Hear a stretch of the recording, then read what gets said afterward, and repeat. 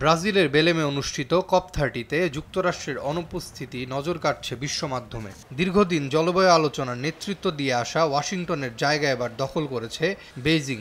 নবায়নযোগ্য জ্বালানির বাজারে চীনের বিস্তৃত প্রভাব এবং প্রযুক্তিগত সক্ষমতাই তাদের সামনে নিয়ে এসেছে বলে মনে করছেন বিশেষজ্ঞরা।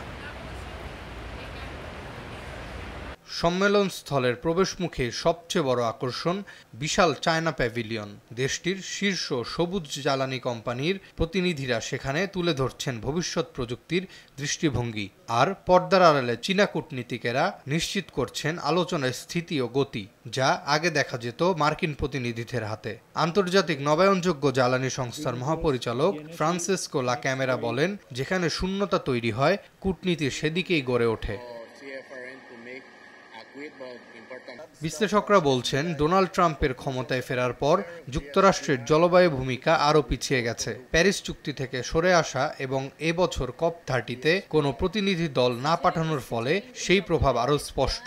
হোয়াইট হাউস জানিয়েছে, অস্পষ্ট জলবায়ু লক্ষ্য পূরণের নামে দেশের অর্থনীতি ও জাতীয় নিরাপত্তা ঝুঁকির মুখে ফেলতে চান না প্রেসিডেন্ট ট্রাম্প। তবে সমালোচকেরা মনে করছেন, এই অনুপস্থিতি জলবায়ু আলোচনায় যুক্তরাষ্ট্রের প্রভাব কমিয়ে দিচ্ছে। অন্যদিকে চীন গ্রিনহাউস গ্যাস নিরসনে শীর্ষে থাকলেও নবায়নযোগ্য জ্বালানিতে তাদের অগ্রগতি বিশ্ববাজারে শক্ত অবস্থান তৈরি করছে। সম্মেলনে যোগ দিতে আসা ক্যালিফোর্নিয়ার গভর্নর গেভিন নিউসাম বলেন, চীন ভবিষ্যৎ বুঝেছে। যুক্তরাষ্ট্র যদি সতর্ক না হয়, প্রতিযোগিতায় পিছিয়ে পড়বে।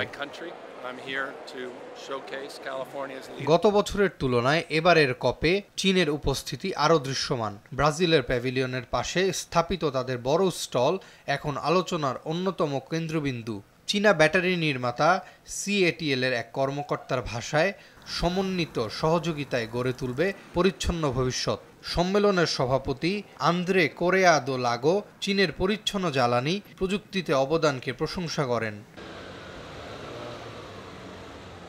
জলবায়ু আলোচনার আড়ালেও যুক্তরাষ্ট্রের ফাঁকা জায়গা পূরণে চীন সক্রিয় ভূমিকা রাখছে বলে জানিয়েছেন কূটনীতিকেরা। তাদের মতে, গ্রিন ইকোনমিতে চীনের বিনিয়োগ ও বৈশ্বিক সরবরাহ তাদের আলোচনার নিশ্চয়তা দানকারী ভূমিকা দিয়েছে। প্রযুক্তিতে চীনের অগ্রসরতা তাদের রাজনৈতিক নেতৃত্বেরই প্রতিফলন বলে মনে করছেন বিশ্লেষকরা। আরাফাত ইয়াসার, RTV।